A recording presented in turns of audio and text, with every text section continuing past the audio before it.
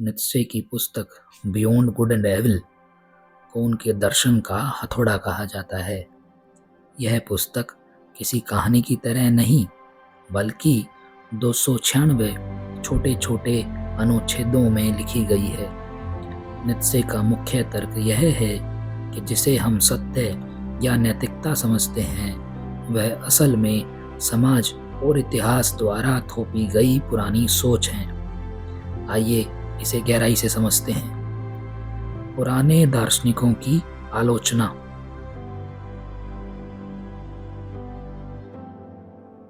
नित्शे कहते हैं कि पुराने दार्शनिकों जैसे कांट या प्लेटो ये दावा करते हैं कि वे सत्य की खोज कर रहे हैं, लेकिन असल में वे सिर्फ अपने पूर्वाग्रहों प्रीजुडिसेस को तर्क का जामा पहना रहे थे।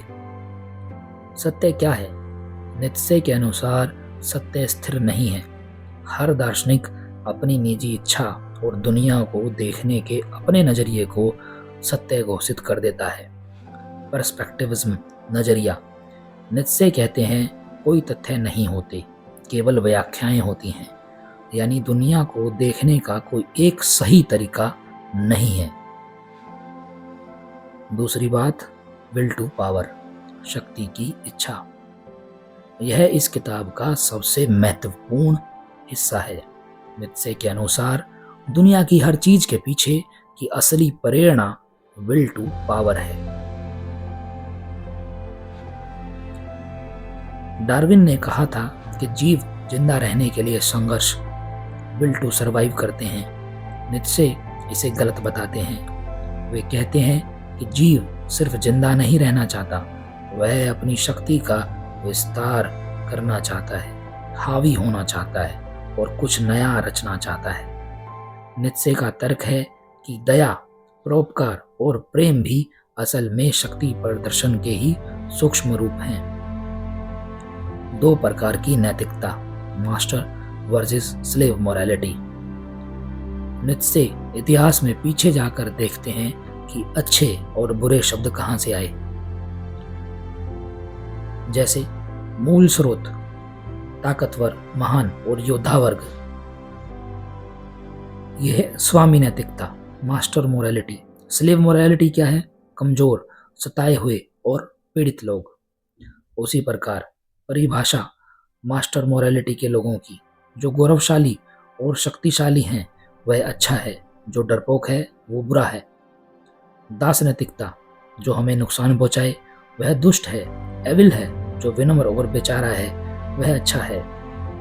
मास्टर मोरालिटी की प्रेरणा खुद पर भरोसा और आत्मसम्मान, और वहीं दास नैतिकता, स्लेव मोरालिटी यानी शक्तिशाली लोगों के प्रति ईर्ष्या, रिसेंटमेंट। नित्शे का मानना है कि आधुनिक समाज, विशेषकर धर्म, ने दास नैतिकता को अपना लिया है, जिससे महानता और साहस जैसे गुण दब गए हैं। धर्म और शून्यवाद, निहिलिज्म। नित्शे का कहना है कि जब हम पारंपरिक ईसाई धर्म को छोड़ते हैं तो समाज निहिलिज्म, शून्यवाद की तरफ बढ़ता है। ऐसी स्थिति जहां जीवन का कोई मतलब नहीं रह जाता। वह चेतावनी देते हैं कि ईश्वर की मृत्यु के बाद मनुष्य का अस्तित्व खतरे में है। इससे बचने के लिए मनुष्य को बियॉन्ड गुड एंड एविल जाना होगा, यानी उसे समाज द्वारा तय किए गए भले और बुरे के पैमानों को छोड़कर अपने स्वयं के मूल्य बनाने होंगे। पांचवा, स्वतंत्र आत्मा, द फ्री स्पिरिट। किताब के अंत में नित्शे एक नए दार्शनिक या स्वतंत्र आत्मा का आह्वान करते हैं। यह वह व्यक्ति है जो अकेला चलने का साहस रखता है। वह समाज की तालियों या गालियों की परवाह नहीं करता। वह अपने जीवन की एक कलाकृति, वर्क ऑफ आर्ट की तरह जीता है और अपने नियम खुद बनाता है। की टेक अवे, निष्कर्ष। भले और बुरे के परे का मतलब अपराधी या हिंसक होना नहीं है। इसका मतलब है उन नैतिक नियमों से ऊपर उठना जो इंसानी क्षमता को सीमित करते हैं। यह किताब हमें अपनी शक्ति की इच्छा को पहचानने और खुद को एक महान मनुष्य बनाने की चुनौती देती है। दूसरी किताब दस स्पोक ज़राथुस्त्र नीत्शे की सबसे गहरी, पेचीदा और मशहूर किताब है। इसे नीत्शे ने किसी दर्शन की किताब की तरह नहीं, बल्कि एक महाकाव्य, एपिक या भविष्यवाणी की शैली में लिखा है। इसका नायक ज़रथुस्त्र 10 साल की तपस्या के बाद पहाड़ से नीचे उतरता है ताकि वह इंसानों को वह सच बता सके जो उसने सीखा है। आइए उसके मुख्य स्तंभों को विस्तार से समझते हैं। ईश्वर की मृत्यु और अर्थ का संकट। ज़रथुस्त्र की यात्रा इस घोषणा से शुरू होती है कि ईश्वर मर चुका है। इसका अर्थ भौतिक मृत्यु नहीं, बल्कि यह है कि समाज अब धर्म के आधार पर नहीं चल रहा। पुराने नियम 10 कमांडमेंट्स अब लोगों के जीवन को दिशा देने के लिए काफी नहीं है। खतरा। नीत्शे को डर था कि अगर ईश्वर नहीं है तो लोग शून्यवाद, निहिलिज्म में गिर जाएंगे, यानी वे सोचेंगे कि जीवन का कोई मतलब ही नहीं है और सब कुछ व्यर्थ है। दूसरा, अति मानव, द उबरमेंश। जब भीड़ ज़रथुस्त्र से पूछती है कि अगर ईश्वर नहीं है तो हम क्या करें, तो वह अति मानव का विचार देता है। वो कहता है मानव एक पुल है। ज़रथुस्त्र कहता है कि इंसान, जानवर और अति मानव के बीच बंधा हुआ एक रस्सा है, एक खतरनाक रास्ता, स्वयं पर विजय। अति मानव वह नहीं है जो दूसरों पर राज करे, बल्कि वह है जिसने अपने आप पर विजय पा ली है। वह अपनी प्रवृत्तियों, अपने आलस और अपनी पुरानी सोच को हराकर खुद को फिर से गढ़ता है। नए मूल्य। अति मानव स्वर्ग या दूसरी दुनिया के सपनों में नहीं जीता। वह धरती के प्रति वफादार रहता है और अपने नियम खुद बनाता है। आत्मा के 3 रूपांतरण, 3 मेटामॉर्फोसिस। यह इस किताब का सबसे मशहूर हिस्सा है। नीत्शे बताते हैं कि एक साधारण इंसान से अति मानव बनने तक की मानसिक यात्रा कैसी होती है। ऊंट, द कैमल। यह वह व्यक्ति है जो परंपराओं, धर्म और समाज के भारी बोझ को ढोता है। यह तुम्हें करना चाहिए के नियम पर चलता है। शेर, द लायन। ऊंट जब थक जाता है तो वह शेर बनता है। शेर बोझ को फेंक देता है और समाज के महान ड्रैगन यानी पुरानी नैतिकता से लड़ता है। उसका नारा है मैं चाहता हूँ, आई विल। वह आज़ादी तो पा लेता है, लेकिन अभी कुछ नया रच नहीं पाता। बच्चा, द चाइल्ड। अंत में शेर को बच्चा बनना पड़ता है। बच्चा मासूम है, वह पुरानी बातों को भूल जाता है और जीवन को एक खेल की तरह हाँ कहता है। वह अपनी नई दुनिया बनाने की क्षमता रखता है। शाश्वत पुनरावृत्ति, द एटर्नल रेकरेंस। यह नीत्शे का सबसे भयानक और शक्तिशाली विचार है।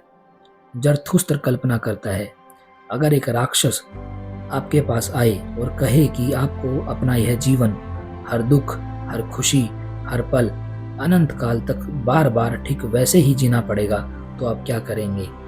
क्या आप डर के मारे चिल्लाएंगे या आप कहेंगे वाह यह तो अद्भुत है? जो अपने जीवन से इतना प्यार करता है कि वह उसे अनंत बार जीने को तैयार है, वही अति मानव बनने के करीब है। यह हमें सिखाता है कि हम हर पल को इतनी शिद्दत से जिएं कि उसे दोबारा जीने में हमें कोई मलाल ना हो। 5वां, शक्ति की इच्छा। ज़रथुस्त्र देखता है कि जहाँ भी जीवन है वहाँ शक्ति की इच्छा है। यहाँ शक्ति का मतलब दूसरों को मारना या पीटना नहीं, बल्कि आत्म उत्कृष्टता यानी कि सेल्फ मास्टरी है। एक पेड़ अपनी जड़ों को गहराई तक ले जाता है। एक कवि अपनी कविताओं में पूरी जान झोंक देता है। यह सब शक्ति की इच्छा है।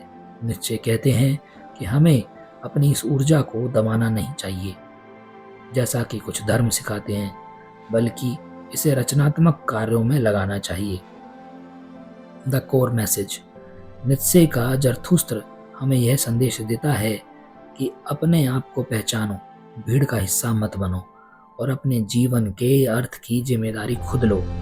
तुम खुद अपने खुदा हो।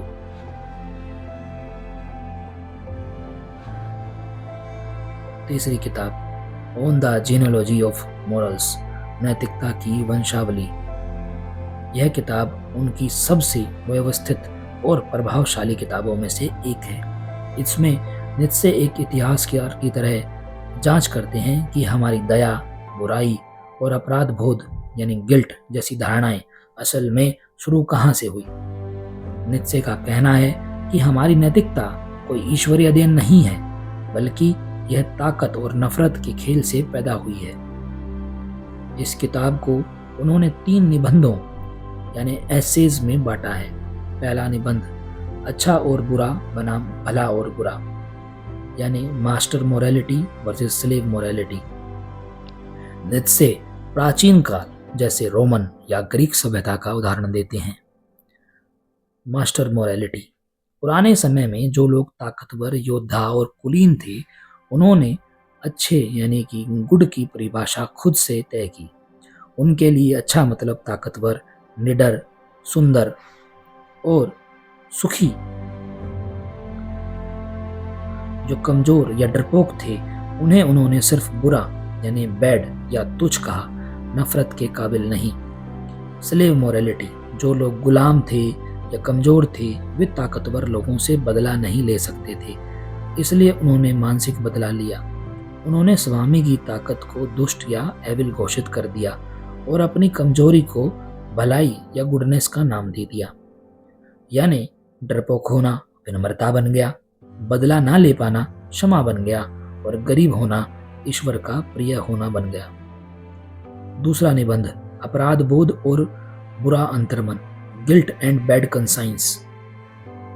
यहाँ नीत्शे मनोवैज्ञानिक गहराई में जाते हैं कि इंसान के अंदर गिल्ट कैसे पैदा हुआ। कर्जदार और लेनदार, द डेटर एंड क्रेडिटर।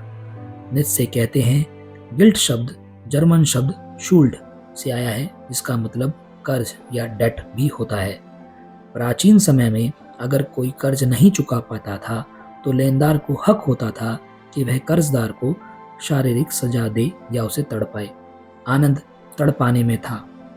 क्रूरता का अंदर की ओर मुड़ना, जब इंसान ने समाज में रहना शुरू किया तो वह अपनी शिकारी और हिंसक प्रवृत्तियों को बाहर नहीं निकाल पाया, क्योंकि कानून आ गए थे। वह अपनी ताकत बाहर नहीं दिखा सका, तो उसने उस गुस्से और क्रूरता को अपने अंदर मोड़ लिया।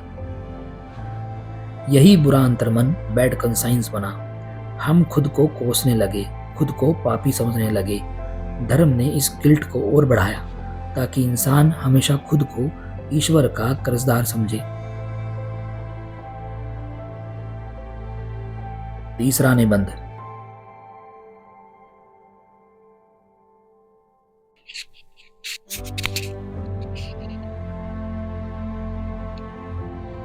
निबंध तपस्वी आदर्श का अर्थ क्या है। यहाँ नीत्शे साधु संतों, दार्शनिकों और उन लोगों की आलोचना करते हैं जो वैराग्य या त्याग की बात करते हैं। नीत्शे को चिढ़ थी उन लोगों से जो कहते हैं कि यह शरीर, ये इच्छाएं और यह दुनिया माया है या बुरी है। उनका कहना था कि तपस्वी लोग असल में जीवन से डरे हुए हैं। एक साधु जब अपनी इच्छाओं को मारता है तो वह भी एक तरह की शक्ति का प्रदर्शन कर रहा होता है, खुद पर काबू पाने की शक्ति। शून्यवाद, निहिलिज्म। नीत्शे कहते हैं कि इंसान कुछ ना कुछ चाहना पसंद करता है, चाहे वह शून्यता को ही चाहना, विलिंग नथिंगनेस क्यों ना हो। लोग अर्थहीन जीवन जीने की बजाय कष्ट सहना, तपस्या करना चुन लेते हैं, क्योंकि धर्म उन्हें कष्ट का एक मतलब दे देता है। इस किताब का निचोड़, नीत्शे हमें यह समझाना चाहते हैं कि हम जिस नैतिकता को पवित्र मानते हैं उसकी जड़ें क्रूरता, ईर्ष्या और आत्म पीड़न में है। वे चाहते हैं कि हम इस दास मानसिकता से बाहर निकले और ऐसी नैतिकता अपनाएं जो जीवन को दबाने के बजाय उसे सेलिब्रेट करे। आपको ये तीनों बुक्स कैसी लगी कमेंट्स में जरूर बताएं, और ऐसी ही अच्छी और बेहतरीन किताबों को सुनने के लिए लाइक, शेयर और सब्सक्राइब करें। हम यहाँ पर ऐसी ही ज्ञानवर्धक, नॉलेजेबल और ऐसी चीज़ें लेकर के आपके सामने आते रहेंगे जो कहीं ना कहीं आपको इंटरटेनमेंट के साथ साथ ज्ञान से भी ओतप्रोत कर देंगी। धन्यवाद।